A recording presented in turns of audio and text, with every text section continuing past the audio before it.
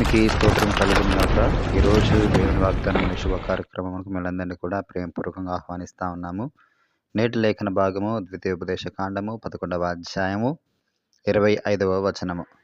ఏ మనుష్యుడును మీ ఎదుట నిలబడు, తాను మీతో చెప్పినట్లు మీ దేవుడైన యెహోవా మీరు అడుగుపెట్టు దేశమంతటి మీద మీ బెదురు మీ భయము పుట్టించును. దేవునికి స్తోత్రం కలుగును గాక. ప్రియ దైవజనమా, ఈ ఉదయకాల సమయంలో పరిశుద్ధాత్మ దేవుడు మరోసారి మన ధైర్యపరుస్తూ బలపరుస్తూ చక్కని మాటలు బోధిస్తూ ఉన్నారు. మన ఎదుట ఏక మనిషి కూడా నిలబడు అని దేవుడు మనకి ఏదైతే చెప్పి ఉన్నాడో ఆ చెప్పిన మాట ప్రకారంగా మనం ఏ స్థలంలో అయితే అడుగు పెడతామో ఆ అడుగు పెట్టే స్థలంలో, ఆ దేశంలో, ఆ ఊరిలో, ఆ గ్రామంలో, ఆ పట్టణంలో మనల్ని బట్టి వారు భయపడతారంట, బెదిరిపోతారంట.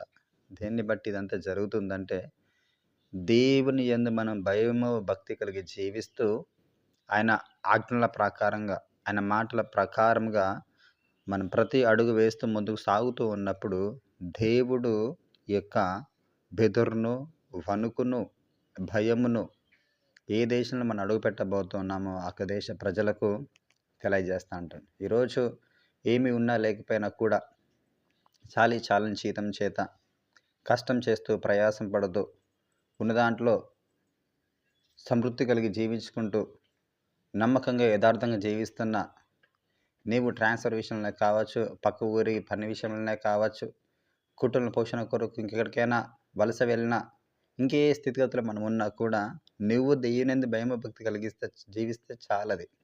నువ్వు ఏ దేశంలో అడుగుపెట్టినా, నువ్వు వ్యాపారానికి ఏ ఊరికి వెళ్ళినా, ఉద్యోగరీత్యా ఏ ఊరికి వెళ్ళినా, ఏ పట్టణానికి వెళ్ళినా కూడా అక్కడ ప్రజలందరూ కూడా నీకు భయపడే విధంగా దేవుడు చేస్తాడు. ఎందుకనగా నీతో పాటు ఉన్నవాడు సృష్టికర్త. ఆయన సర్వ సృష్టిని కలిగించిన వాడు ఆయన.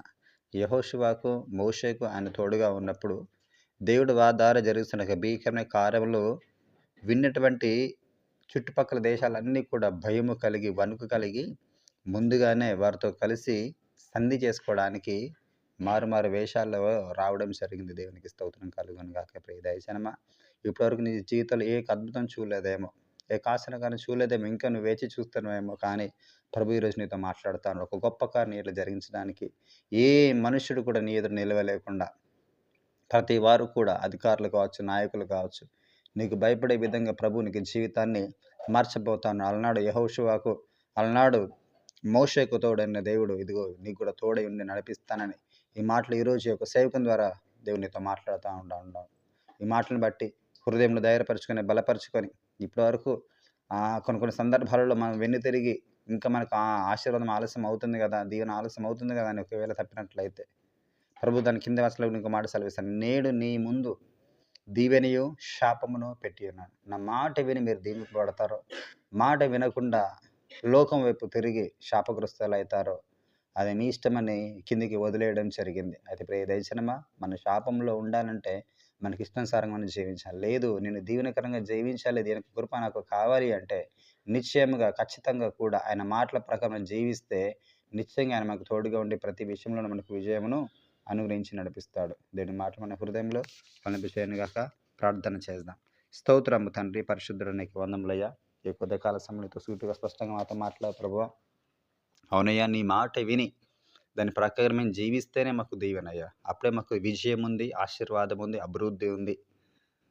నీ మాట వినకుండా నా ప్రభా లోకంలో కలిసిపోయిన వారు అనేకులుగా ఉన్నారు ప్రభువా.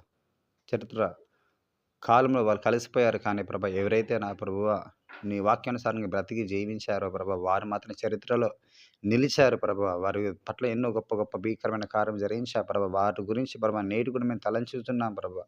వారందరిని బట్టి మేము తండ్రి విజయోత్సాహం చేస్తున్నా ప్రభా. విశ్వాసం బట్టి వాటి నడిపించిన విధానమును బట్టి ప్రభా మేము మా కుటుంబం కూడా మా తరతరములకు విజయోత్సవం చేసే వారిగా ఉండాలి ప్రభా. మా కుటుంబము తలుచుకునే వారిగా ఉండాలి, కానీ కాలంలో కలిసిపోయే వారిగా మేము మా జీవితంలో ఉండకుండానట్లుగా నా తండ్రి ఇప్పుడు మేము దేని కొరకు ఎదురు చూస్తున్నామో నా తండ్రి, ఏ విషయం మేము బాధపడుతున్నా ప్రభా మాతో సూటిగా మాట్లాడే ప్రమాణికి మమ్మల్ని ధైర్యపరచే ప్రమాణికి వందములయ్యా అని ఎందరైతే ప్రార్థన చేస్తా ఉన్నారు ప్రభా, బ్రదర్ మీరు ఆలకించిన వారికి ఉన్న సమస్యలు, శోధన, వేదన, బాధలు, ఇరుకులు, ఇబ్బందులు నా తండ్రి, అనారోగ్యాల అస్వస్థలను తొలగించి ప్రభా, అందరికీ తన మంచి విడుదల, మంచి శ్రద్ధ చేసుకుని ప్రార్థన చేసిన వందమలయ్య.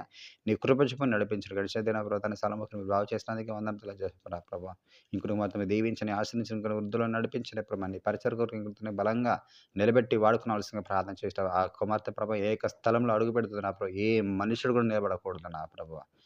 భయము, వణుకు ఎదురువారికి కలగాలి ప్రభువా.